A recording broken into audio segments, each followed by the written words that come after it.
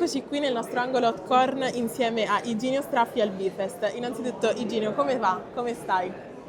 Abbastanza stanco perché sto correndo un po' in giro per il mondo, però a parte questo va bene, grazie.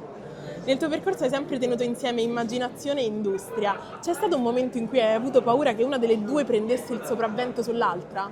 Immaginazione E industria. industria. Ma no, perché credo che il mio intento sia proprio quello di coniugare l'immaginazione e portarla grazie all'industria il più lontano possibile. Che bello. Rainbow oggi è una realtà internazionale molto strutturata, ma tu quando nasce un progetto riesci ancora a tornare a quel momento iniziale più fragile e intuitivo in cui tutto è ancora possibile? Beh sì, direi di sì, perché ogni volta che ci accingiamo a realizzare un nuovo progetto, il processo creativo è lo stesso, ci sono mille tentativi, mille dubbi, fin quando arriviamo a qualcosa che ci sembra essere quello che cercavamo e da lì andiamo avanti e portiamo il prodotto avanti fino alla produzione, però non sempre ci azzecchiamo. Beh, molte volte sì. Wings Club ha segnato un'intera generazione, tra cui anche me, e continua ad evolversi. Secondo te qual è stato l'elemento davvero rivoluzionario delle Wings e cosa le rende ancora così attuali per il pubblico di oggi?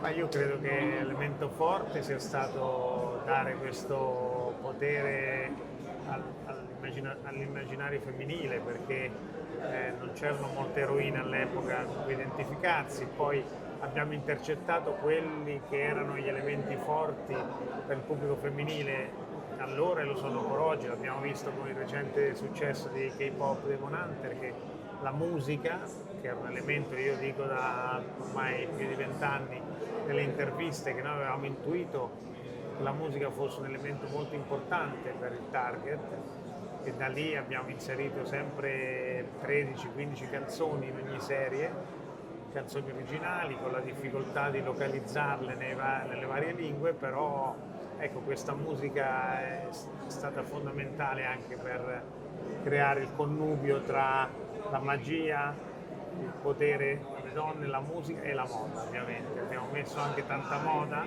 essendo italiani ci tenevamo ad avere questo elemento forte nel cartone e direi che tutto questo mix unito alla forte personalità di ognuna di loro ha portato al successo di allora, che continua, speriamo, anche con le nuove generazioni. Vero, vero. In un'industria che tende sempre di più a replicare formule già funzionanti, quanto spazio si dà ancora al rischio e quanto è difficile oggi difenderlo? E questa è una bella domanda.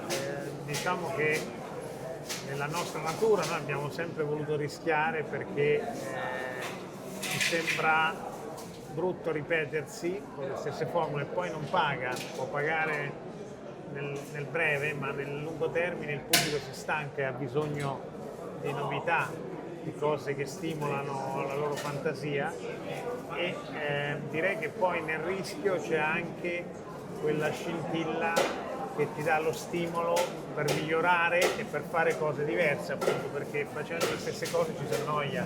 Con Sakura Land of Symphony si apre anche uno sguardo su più giovani.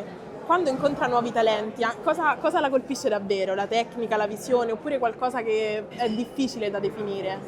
Beh, diciamo che i giovani sono stati sempre l'energia che ha rivoluzionato il linguaggio e tant'altro, quindi per me è fondamentale guardare sempre a loro e cercare di far emergere quelli che sono i più validi e da lì diciamo, la cosa si capisce da tanti elementi che vengono mostrati durante la loro performance. Grazie mille, complimenti per tutto, sono una grande fan. Grazie a voi, grazie a voi. Grazie mille.